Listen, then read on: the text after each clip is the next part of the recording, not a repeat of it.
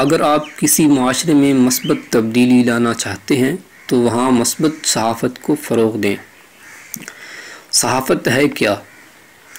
ایک باشعور معاشرے کو پروان چڑھانے والی چیز سچ کی صحافت ہے۔ عوام کو اچھائی اور برائی کی پہچان صحافت ہی کے ذریعہ ہوتی ہے۔ سیاسی و سماجی حقوق و فرائض کی آگاہی صحافت ہی کی بدولت ممکن ہو سکتی ہے۔ حریت و آزادی کے جذبے کو پروان چڑھانا، اخوت و محبت، ہمدردی اور احترام باہمی جیسی صفات کو پیدا کرنا، عوامی جذبات و مسائل کو اجاگر کرنا، حق و صداقت کی آواز بلند کرنا، عوام میں تعلیم کی عزت و عظمت قائم کرنا اور علاقائی و ملکی اور ملی فلاح کی سوچ و فکر پیدا کرنا صحافت کے فرائض میں شامل ہے۔ صحافت کو معاشرے کی تیسری آنکھ اور جمہوریت کا چوتھا ستون کہا جاتا ہے۔ یہی وجہ ہے کہ دنیا کی طاقتور ترین رہنماؤں اور اہم ترین اداروں نے اس کی قوت کے سامنے سر تسلیم خم کیا ہے۔ قوموں کی تعمیر و تخریب میں صحافت کے کردار سے انکار کرنا ممکن نہیں ہے۔ اگر صداقت پر مبنی صحافت کی جائے تو ذلت میں گری ملت کو اوج ثریا تک پہنچایا جا سکتا ہے۔ صحافت سے وابستہ افراد کی حیثیت فکری لیڈر کی ہوتی ہے۔ اگر صالح افراد اس شعبہ سے وابستہ ہوں گے تو قوم میں نیک اور صحت مند رجحانات پروان چڑھیں گے۔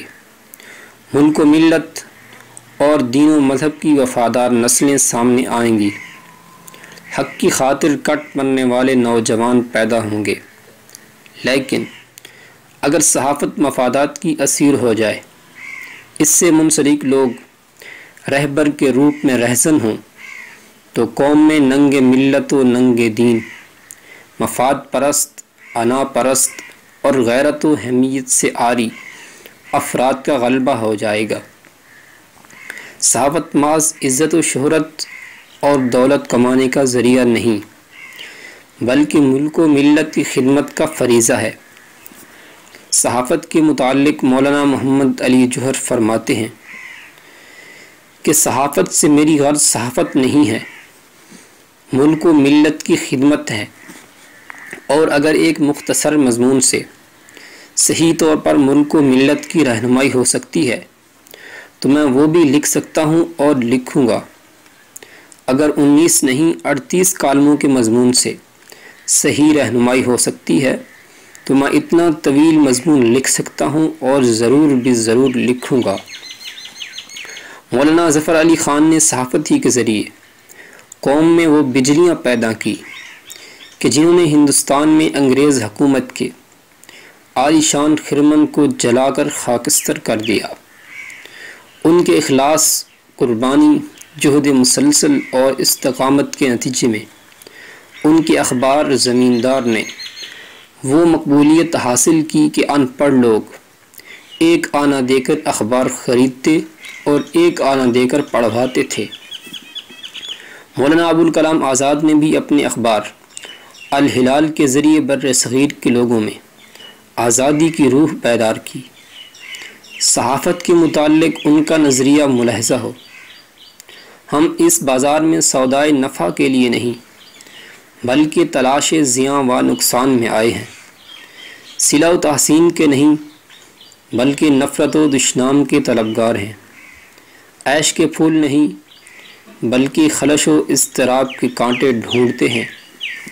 ہمارے عقیدے میں تو جو اخبار اپنی قیمت کے سوا کسی انسان یا جماعت سے کوئی رقم لینا جائز رکھتا ہے وہ اخبار نہیں بلکہ اس فن کے لیے ایک دھبہ ہے اور سر تاثر آر ہے۔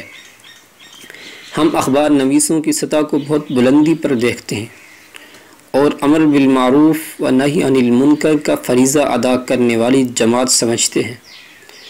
پس اخبار نویس کے قلم کو ہر طرح کے دباؤ سے آزاد ہونا چاہیے اور چاندی سونے کا سایہ بھی اس کے لیے قاتل ہے۔ صحافی کی خبر اور ادیب کے قلم سے تاریخ بنتی ہے۔